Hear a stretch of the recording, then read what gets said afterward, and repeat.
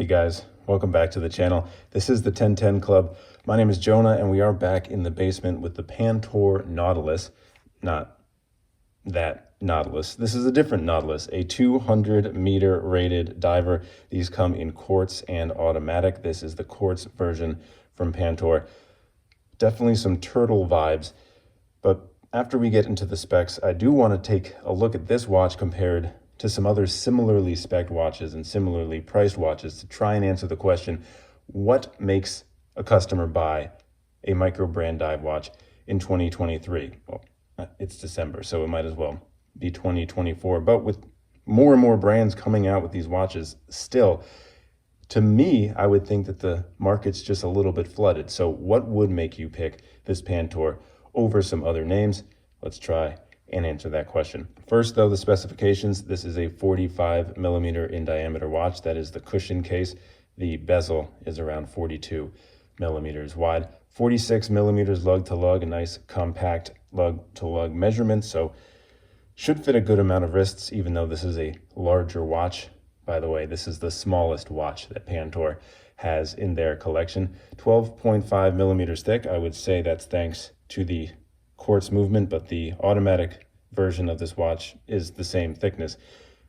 No mention on the crystal on the quartz, so I'm led to believe it's a mineral crystal. It does say sapphire on the automatic version. This is a aluminum bezel insert, signed screw down crown. It's like some sort of shell. You can see it bigger there on the back. The lug width is 24 millimeters. This rubber strap has a signed Pantor buckle. Brushed on the top of the cushion case, high polish on the sides, and a very thickly toothed bezel makes the grip very excellent. Does it line up?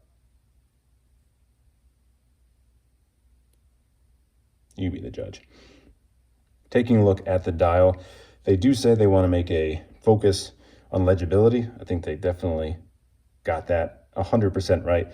Very sparse dial, just Pantor under the 12 and 200 meters, 660 feet above the 6. The automatic version does also say automatic, but that's it.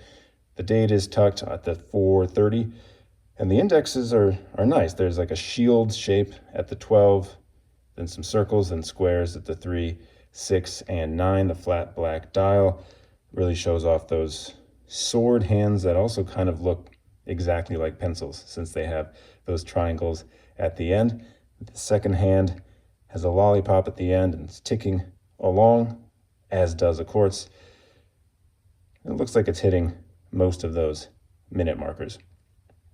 The first question I had when I got this watch in the mail was, who is this watch for? What customer would buy this watch, say, over any of the other possibilities that we have on the market? And there are so many.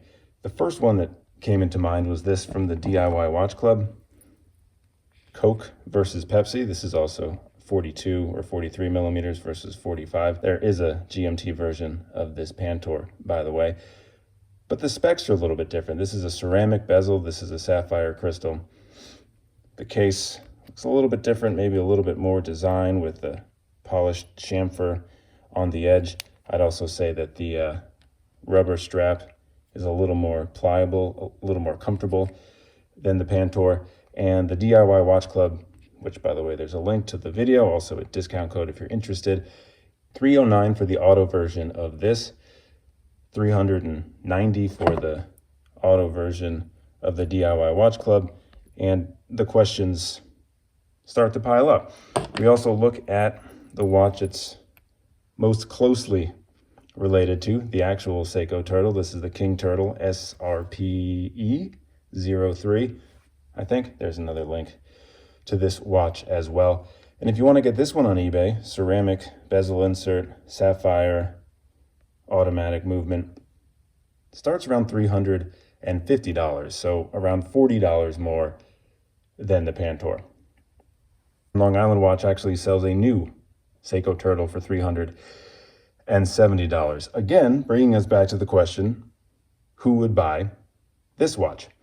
And then I looked around Pantor's website a little bit more.